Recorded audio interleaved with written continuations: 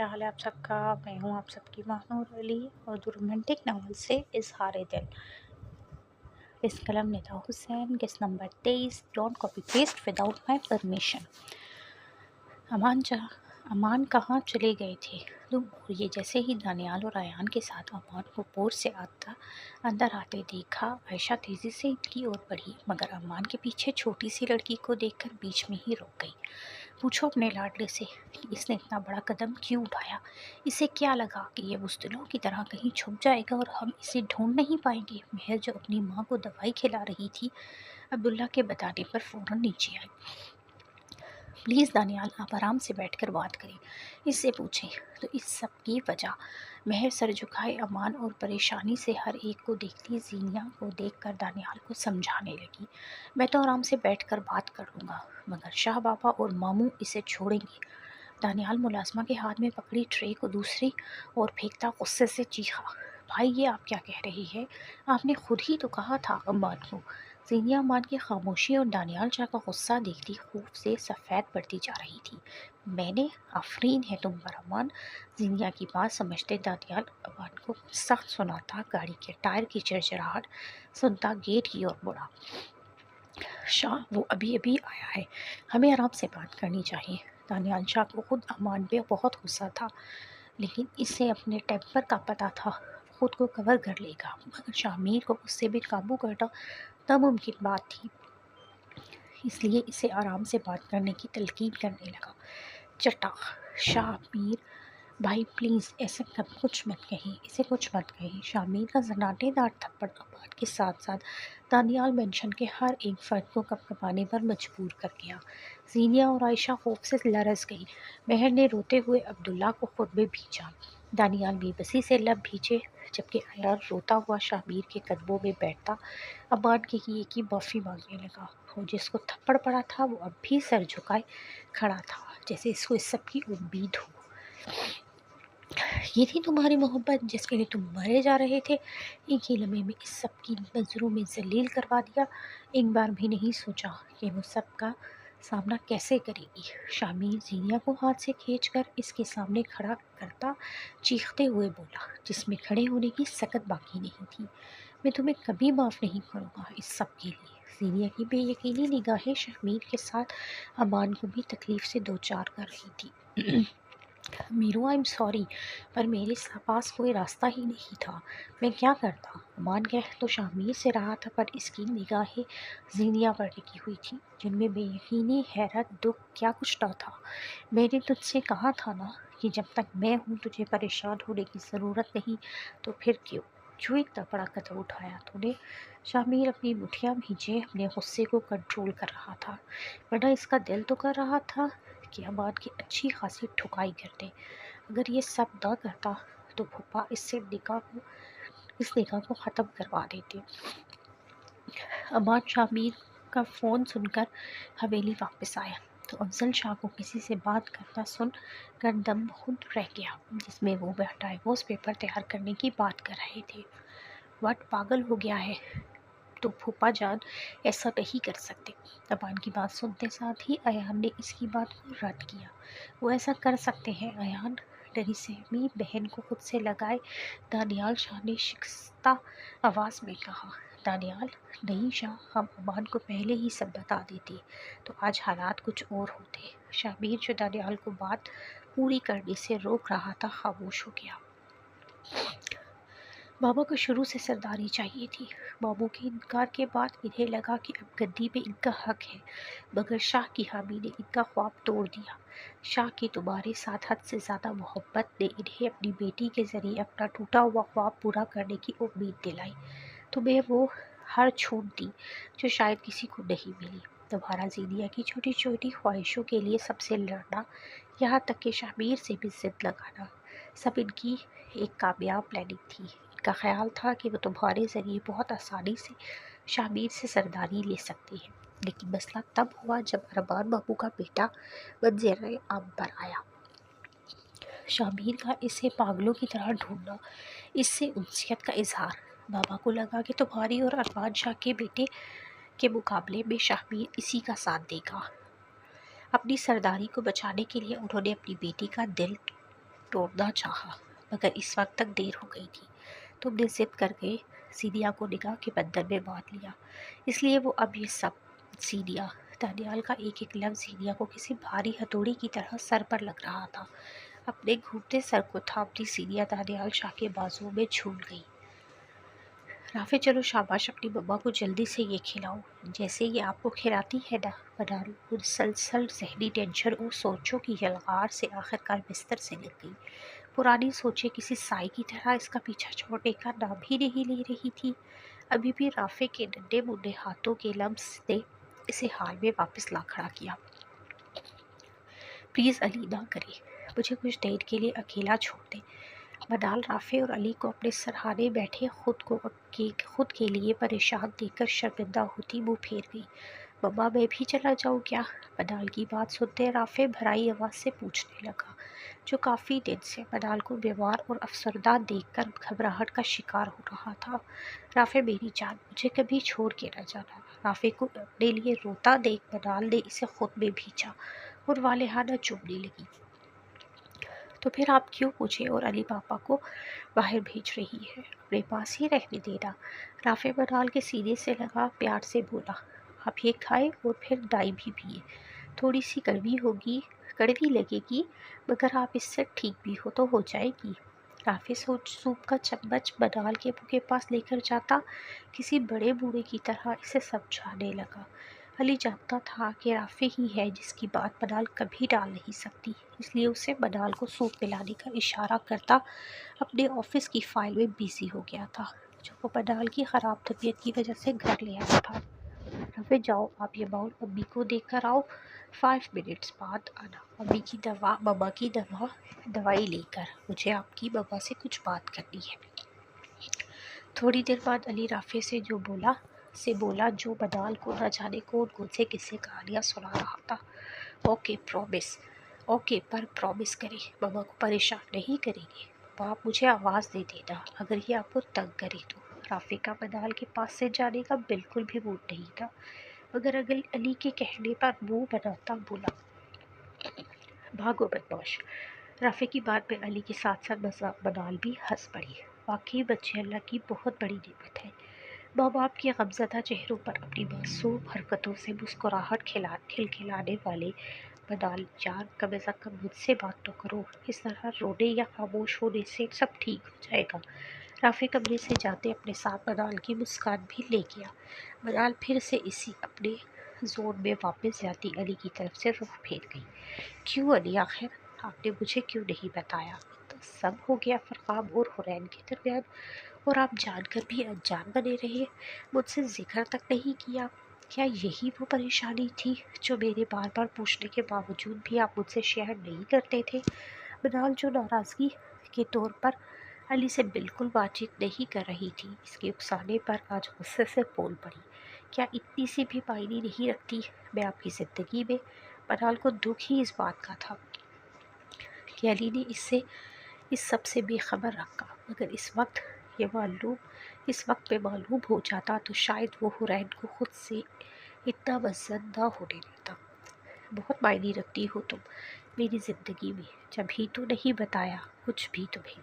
منال کی یہ حالت علی کی برداشت سے باہر تھی، جسے اس نے ہمیشہ مسکراتے دیکھا تھا، آج دنوں میں کبلا کر رہ گئی تھی۔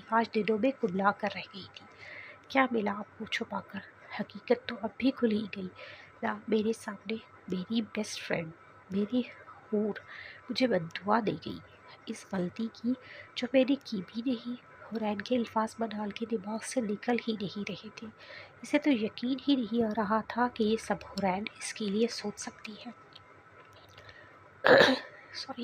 منال پلیز ایسی باتیں مت سوچو، کچھ حاصل نہیں ہوگا اس سے۔ علی منال کے آنسو صاف کرتا اسے بہلانے لگا، تو کیا کروں، کیسے نکالوں وہ ساری باتیں؟ جوہور، ایک بار پھر اس کے بارے میں بھی تو سوچو منال، اس کی زندگی تو میرے سے زیادہ تمہارے سامنے گزری ہے۔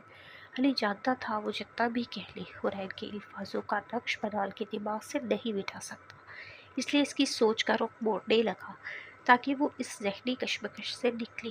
تم آج بھی اپنی مما کو یاد کرتی ہو، روتی ہو ان کے لیے؟ تو حرین کا سوچو، اس نے تو اپنے ماں باپ کھوئے ہیں، علی بنال کی اپنی ماں سے محبت کا موازنہ حورین کی محبت سے کرنے لگا۔ ایک انسان جن لوگوں کو اپنا بنانے کے لیے دن رات محنت کرتا ہے، ان کی ہر کڑوی کسیلی بات اچھے دنوں کی امید میں سوچتے ہوئے سہ جاتا ہے، اور جب وہ اپنی منزل سے 2 قدم کی دوری پر ہوتا ہے تو اسے معلوم ہوتا ہے کہ اس کی ساری محنت رائے گاہ گئی۔ جن لوگوں کو وہ اپنا سمجھتا تھا، وہ تو اس کے اپنوں کے اس کی خوشیوں کے قاتل ٹھہرے۔ تو وہ انسان کیسے اس بات کو برداشت کر پائے گا؟ وہی حال حورین کا بھی ہے۔ حورین اور فاخرہ بیگم کے مابین ناگوار تعلق، ان سب سے کوئی ڈھکا چھپا نہیں تھا۔ بعض اوقات منال اور پری حورین کو اس کی غلطی نہ ہونے کے باوجود اسے سمجھاتی بھی تھی تاکہ حالات اور پیچیدہ نہ ہو۔ اس کے لیے یہ صدمہ کم تھا کہ فرغاب نے اس سے الگ ہو کر اس بوجھتی ہوئی راکھ میں چنگاری لگا کر اسے پھر سے سلگا دیا ہے۔ علی کو جب معلوم ہوا تھا کہ فرغاب حورین سے رشتہ توڑ آیا ہے تو وہ اس سے بہت لڑا تھا۔ اپنی طرف سے اسے سمجھانے کی کوشش بھی کی تھی، مگر کچھ حاصل نہ ہوا۔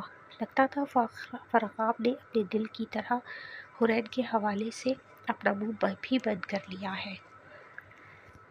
فرغاب پاگل ہو گیا ہے، یا اس کو منانے کے بجائے الٹا اس سے ناراض ہو گیا ہے؟ منال فرغاب کی بے وقوفی پر غصہ ہوئی۔ یہ تو وہی بہتر جان سکتا ہے، مگر میں تم سے پوچھتا ہوں، کیا تم بھی اسے اکیلا چھوڑ دو گی؟ مانو غلطی تو تم دونوں کی والدہ صاحبہ نے کی تھی۔ علی فرغاب کو تو یہ بات نہیں کہہ سکتا تھا، پر اس نے منال پر ظاہر کر دیا تھا کہ وہ حورین کی بات سے متفق ہے۔ منال خود کو ماں باپ کے لیے کیے کے بھگتنا پڑتا ہے۔ منال اولاد کو ماں باپ کے کیے کا بھگتنا پڑتا ہے۔ کیا تم یہ سزا نہیں کاٹو گی، نہیں بناؤ گی حورین کو؟ ایک دوست کو تو وقت اور حالات نے گمنام کر دیا ہے، کیا اپنی اس بچپن کی دوست کو تو تم خود اپنے ہاتھوں وقت اور حالات کے در پر چھوڑ دو گی؟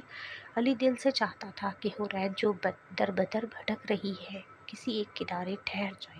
اگر منال کی کوشش سے حورین اور منال میں سب کچھ پہلے جیسا ہو جاتا ہے تو وہ حورین اور ابو جان کو اپنے گھر لانے کا سوچے بیٹھا تھا، کیونکہ علی نہ تو حورین کے بوسیدہ گھر سے سیٹسفائیڈ تھا، نہ ہی اس کی چاپ سے، اس لیے منال کو پیار سے سمجھانے لگا، نہیں علی، میں منا لوں گی اسے اپنی آخری سانس تک۔ کوشش کروں گی کہ وہ پلٹ آئے اپنی اس زندگی میں جو صرف اس سے آباد تھی۔ حورین کو منانے کے لیے اسے کوشش تو کرنی تھی، نہ صرف اپنے لیے بلکہ فرغاب کے لیے بھی۔ شاہمیر، میرے خیال سے تجھے آج یہیں پر رک جانا چاہیے۔ رات کے 1 بجے شاہمیر کو واپسی کے لیے کھڑا دیکھ دانیال نے اسے روکنا چاہا۔ نہیں، میں چلتا ہوں، دیکھو کل آفس سے بھی جلدی فری ہوا تو چکر لگاؤں گا۔ شاہمیر انکار کرتا اپنے کل کا پروگرام بتانے لگا۔ میں تو تمہاری طبیعت کے خیال سے کہہ رہا تھا، وہاں کون ہے جو تمہارے خیال کرے گا؟ یہاں ہم سب ہیں، اور یقین کرو میری بیوی اپنے سسرالیوں کی بہت خاطر مدارت کرتی ہے۔ شاہمیر کو بخار اترنے کا نام ہی نہیں لے رہا تھا، جس کا اثر اس کی صحت پر پڑ رہا تھا۔ دانیال اس کے موڈ کو تھوڑا بہتر کرنے کے لیے بات کو مذاق میں لے گیا۔ ہاں، تو اپنی بیوی کی خدمتیں صرف اپنے لیے رکھ، میری خدمت کے لیے میرے وفادار ملازم موجود ہیں۔ شاہمیر کو پری سے تو خدمت کی کوئی امید نہیں تھی، یہ نہ ہو کہ اس بار نمک کی جگہ غصے میں زہر ہی کھلا دے۔ تو کہہ تو بالکل ٹھیک رہا ہے، باقی تیرے ملازم بہت وفادار ہیں۔ دانیال کچھ سوچتا ہوا بولا، پوچھے گا نہیں؟ کیا بات کا پتہ کس نے بتایا؟ پری کے وعدے والی شرط کو اپنے سر پر سوار کرے شاہمیر دانیال کی ایک فون کال سے ہی بھاگا چلا آیا تھا، اپنے غصے میں امان سے باس پرس کرتے، اور زیریا کے بے ہوش ہو جانے کے دوران بھی اس کا دماغ اس طرف نہیں گیا کہ آخر دانیال کو وہ کہاں ملا۔ مجھے لگا کہ وہ خود آیا ہے یہاں۔ اپنی کوتاہی کو دانیال پہ ظاہر کیے بغیر شاہمیر نے بات کا رخ موڑا۔ مجھے داد الہی کا فون آیا تھا، انہوں نے بتایا امان کا پتہ۔ شاہمیر کے ساتھ کوریڈور تک چلتے دانیال نے اچانک کہا، میں نہیں جانتا کہ تو نے ان کو نکالنے کا اتنا بڑا فیصلہ کیوں کیا، مگر ایک دوست کی حیثیت سے اتنا ضرور کہوں گا کہ اگر وہ ہوتے تو آج یہ سب کچھ نہ ہوتا۔ دانیال کے بہت پوچھنے پر بھی داد الہی نے اسے کچھ نہیں بتایا کہ آخر وہ کیا بات ہے جو داد اور شاہ کو دور کر گئی۔ اب منہ بند کر کے کیوں کھڑا ہے؟ کچھ تو بول، کم از کم یہی بتا دے کہ اتنے وفادار ملازم آخر کیسے مل جاتے ہیں تجھے۔ شبیر کے چہرے کے اتار چڑھاؤ اس بات کی علامت تھے کہ اسے دانیال کی بات بری لگ رہی ہے، جنہیں وہ مشکل سے برداشت کر رہا ہے۔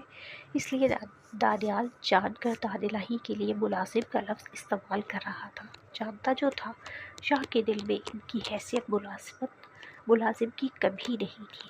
وہ شخص تھے جنہوں نے نہ صرف شاہ کو پالا تھا بلکہ وہ شاہ کی ذہنی حالت کو سمجھتے، کبھی اس کے بہترین دوست بن جاتے تو کبھی اس کے بڑے بن کر اسے کسی مسئلے کا حل سمجھانے بیٹھ جاتے۔